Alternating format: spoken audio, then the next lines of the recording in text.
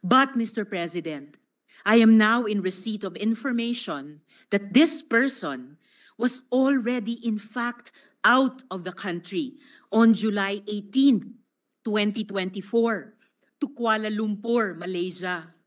Ipapakita ko po ang dokumentong ito bilang patunay na pumasok sa Malaysia si Alice Guo.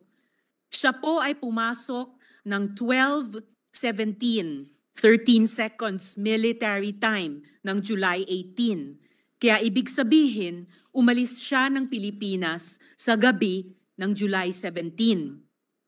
Mr. President, hindi po pwedeng ipagkaila na siya ito dahil match na match po ito sa kanyang Philippine passport na ifa-flash ko ngayon.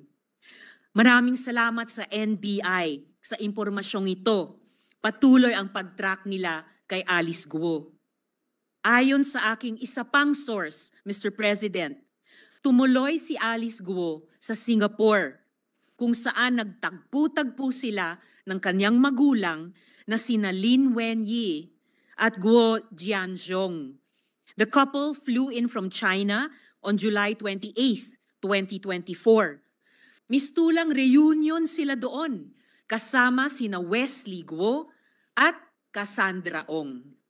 Mr. President, who allowed this travesty to happen?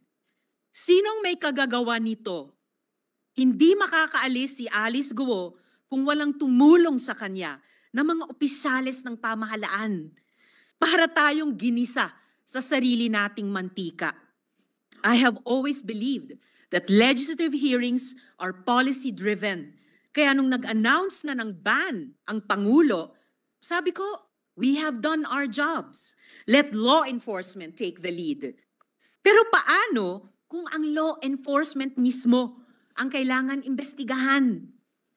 What if they drop the ball? Paano kung sila ang dapat managot? Nangako ang BI sa akin at sa Senate President pro tempore na hindi nila hahayaan si Guo Huaping na makaalis sa Pilipinas. Eh yun pala, ay wala na talaga siya. Mr. President, kung hindi po natin ito gawan ng paraan as an institution, as a country, parang nagpasampal tayo sa dayuhang ito na paulit-ulit ni sinaula ang ating mga batas, patakaran at proseso. Salamat po, Mr. President.